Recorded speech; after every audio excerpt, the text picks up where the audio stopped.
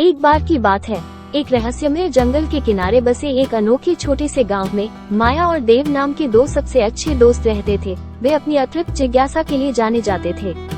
एक सुबह जब वे एक चमकदार धारा के पास खेल रहे थे, उनकी नजर एक पानी पर पड़ी।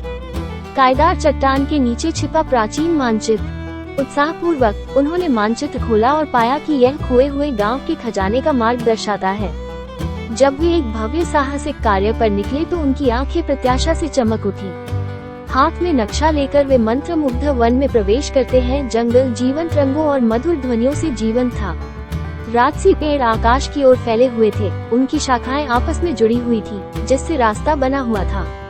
जैसे जैसे बच्चे जंगल में गहराई तक यात्रा करते गए, उनका सामना मित्रवत जंगली जीवों, गिलहरियों, खरगोशों और यहाँ तक कि एक बुद्धिमान बूढ़े उल्लू से हुआ, जिन्होंने उन्हें ड्रैगन की मांद की ओर निर्देशित किया। उनकी अगली बाधा एक उफनती नदी थी जो जंगल से होकर बहती थी।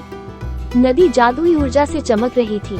इसका पानी नीले और हरे रंग में चमक रहा था। दृढ़ सर्कल माया और देव को एक संकीर्ण काय से ढका लॉग ब्रिज मिला जो नदी तक फैला हुआ था। लड़खड़ाते कदमों से मानचित्र के निर्देशों का पालन करते हुए दोनों एक ऊंची चट्टान के भीतर स्थित एक छिपी हुई गुफा तक पहुंच गए। प्रवेश द्वार लताओं और काय के मोटे पर्दे से अस्पष्ट था।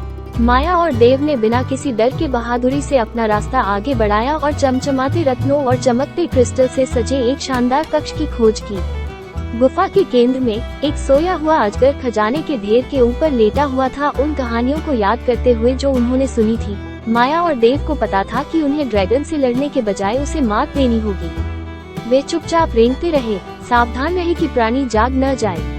अपनी त्वरित सोच और बुद्धि का उपयोग करते हुए उन्होंने एक योजना तैयार की।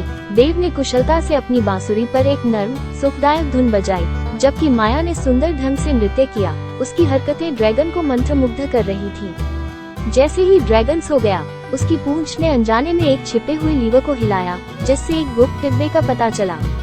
माया और देव की आंखें खुशी से फैल गईं जब उन्होंने सुनहरे सिक्कों, जादुई कलाकृतियों और चमचमाते गहनों से भरे खजाने की खोज की। अपने हाथ भरकर वे जंगल के रास्ते गांव की ओर वापस जाने लगे। अपने गांव लौटकर लोगों ने गांव का खोया हुआ खजाना वापस लाने के लिए माया और देव को धन्यवाद दिया।